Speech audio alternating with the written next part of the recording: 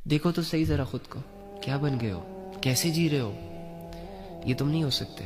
تم یہ انسان نہیں بننا چاہتے تھے جو آج تم ہو. تم تو وہ انسان تھے جو اللہ کی نافرمانیوں سے کانپ اٹھتا تھا، جس کو اللہ سے گہری محبت تھی، جس کی یہ خواہش تھی کہ وہ بڑے ہو کر اپنے اللہ کے لیے جان دے گا، اپنے اللہ کو اپنا دوست بنائے گا.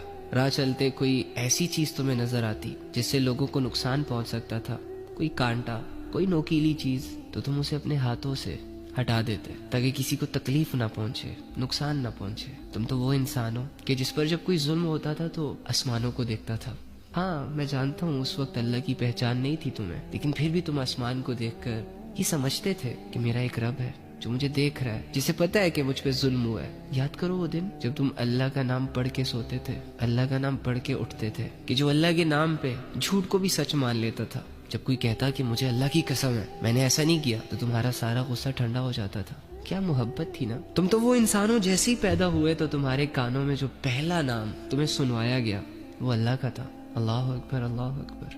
لیکن آج دیکھو اپنی حالت، غور کرو خود پہ، کیا بن چکے ہو، کیا ہو گیا تمہیں. کیا وہ اللہ صرف بچپن میں ہی تمہارا اللہ تھا؟ کیا آج اس اللہ کی ضرورت نہیں ہے تمہیں؟ رہ لو گے اس کے بغیر، جی لو گے اس کے بغیر؟ نہیں.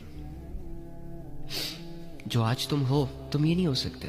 خود ہی سوچ لو. ہاں بچپن میں جو انسان جب کسی راستے سے گزرتا اور اسے کوئی ایسا کانٹا یا کوئی نقصان دینے والی چیز نظر آتی تو وہ اس نیت سے اٹھا لیتا کہ کسی اور کو نقصان نہ پہنچے. اور آج جوانی کے ایام میں وہی انسان لوگوں کو دھوکے دے کر، لوگوں پہ ظلم کر کے، لوگوں سے جھوٹ بول کے، لوگوں کے دل توڑ کے، لوگوں کو ذہنی مریض بنا کے، لوگوں کو الجھا کے کیسے رہ سکتا ہے؟ وہ انسان یہ سب کیسے کر سکتا ہے؟ وہ نوجوان جب اسے سمجھ نہیں تھی بچپن میں اللہ اکبر کی صداؤں پہ جو مسجد کی طرف بھاگتا تھا، آج وہ جوان ہونے کے بعد، اس کی سوچ اور سمجھ بحال ہونے کے بعد کیسے اپنے رب کی آواز پر اس کے گھر نہیں جا سکتا؟ یہ تم نہیں ہو بڑی.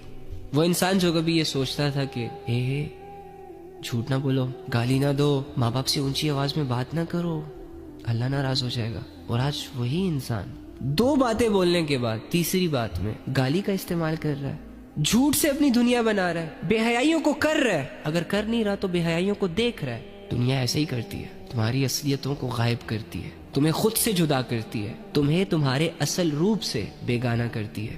تمہارا اصل روپ تو اللہ سے جڑنا چاہتا ہے. تمہارے اندر کا انسان جو کہ ریئل انسان ہے وہ تو اللہ کی عبادت کرنا چاہتا ہے.